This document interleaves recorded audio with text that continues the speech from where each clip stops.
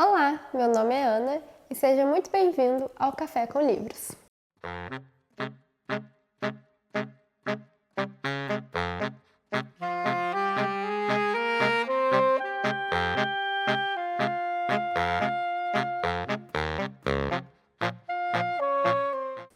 O livro da vez é Mitologia e Filosofia, de Luc Ferry.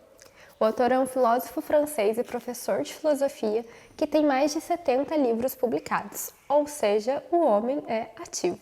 Entre os livros mais famosos dele, nós temos o livro Aprender a Viver, que recebeu um dos prêmios mais conceituados na França, e o livro A Mais Bela História da Filosofia. Eu não conheço, não li esses livros, mas se você curte filosofia, eu daria uma chance porque, spoiler, eu gostei bastante da escrita do Luc Ferry. Eu não sei se é assim que pronuncia o nome do querido, mas vou pronunciar desse jeito. Me corrija se eu estiver errada.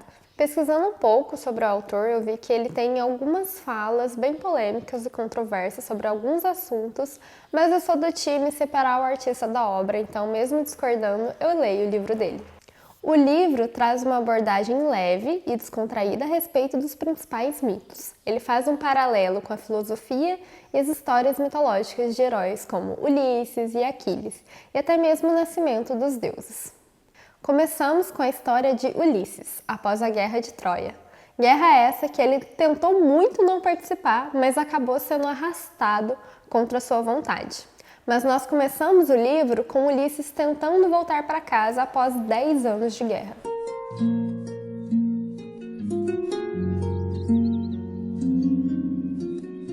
Para quem já conhece de mitologia, sabe que esse retorno para casa não vai ser fácil, principalmente por conta de um certo deus dos mares que está dificultando ainda mais essa volta do Ulisses. Mas não é à toa, porque o querido furou o olho de um filho de Poseidon, deixando a pobre criatura cega.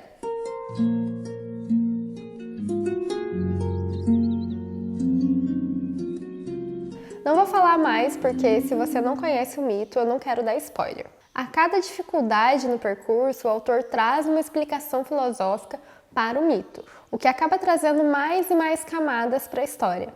O que parecia ser apenas uma história fantástica, agora é uma análise da necessidade humana de encontrar o seu lugar no cosmos. Capítulo por capítulo, nós vamos conhecendo novos mitos e heróis, e em cada um deles começamos a compreender mais o pensamento dos gregos da época. Vou ser bem sincera que teve alguns pontos que chega até a dar uma gastura, porque em vários pontos eu consegui perceber como o grego antigo odiava as mulheres, colocando nós como um mal a ser combatido ou até mesmo como um flagelo instalado no meio dos homens. Mas não vamos ser anacrônicos e julgar uma época com pensamentos atuais. Por mais difícil que seja para a gente ler um texto como esse, ele mostra muito sobre a forma como o grego antigo via as mulheres e como muitos desses pensamentos ainda estão fixos na mente humana e ainda hoje temos discursos que se assemelham demais com essa visão de mundo. Nossa, eu acho que eu vou espirrar, peraí. Nossa, tá coçando o nariz, mas não vem. Acho que dá pra ir. É que a luz aqui, o nariz coçando, só que não vem, sabe? Só que quando fica só ensaiando. Eu acho válido usar o mito para entender como o pensamento humano foi construído. Eu tô falando assim e até parece que o autor concorda ou que o livro todo é cheio de textos misóginos. Mas não, gente. O próprio autor fala isso, estamos falando de um recorte específico para o mito de Pandora. Então não precisa ficar receosa de ler o livro e se estressar. É apenas um recorte de um mito em específico. Apesar disso, eu amo mitologia, eu acho incrível que uma literatura tão completa como essa exista há tanto tempo e que seja tão bom que até hoje a gente tem filme, tem livros, série, tudo inspirado nessas histórias.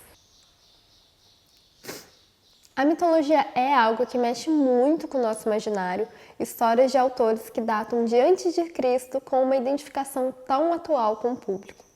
São personagens que facilmente passam como pessoas desse século. O livro vai passar desde a Ilíada, pelo nascimento dos deuses e a guerra que destronou Cronos e colocou Zeus como líder dos deuses. Vamos entender a fundo as simbologias por trás do mito de Prometeu e a Caixa de Pandora, que é o mito misógino, além de vários outros mitos. Vamos passar por histórias clássicas como a de Teseu contra o Minotauro, Eros e Psique, e abro um parênteses aqui para já falar que a história de Eros e Psique é a minha história preferida, tanto pela narrativa quanto pelas simbologias. Cada mito é bem dividido em preâmbulo, onde temos um pouco da perspectiva do filósofo, e um resumo rápido pelas principais características do mito. Depois, ele conta o mito com algumas considerações aqui e ali, mas o que eu achei bem interessante é ele utilizar de citações dos textos antigos para dar mais credibilidade ao que ele falou, e também para mostrar como esse mito era difundido na época. Ele usou muito dos textos de Hesíodo, cita a biblioteca de Apolodoro e principalmente as Metamorfoses de Ovídio. Um livro super gostoso de ler, parece muito que estamos participando de uma conversa de bar com o autor. Inclusive, eu vou aproveitar para indicar um podcast que tem essa mesma vibe, que é o podcast Noites Gregas, que eu amo e que foi o responsável por resgatar em mim essa paixão por mitologia. Foi por conta desse podcast que eu voltei a ler mais e pesquisar mais sobre a mitologia. Mas voltando para o nosso livro, eu acho que esse livro deve ser lido com calma, refletindo sobre as histórias e sobre os pontos da filosofia que o autor traz para a superfície. Eu amei a leitura. Para quem gosta de mitologia e filosofia, este é o seu livro. Então é isso. Tchau e até o próximo livro.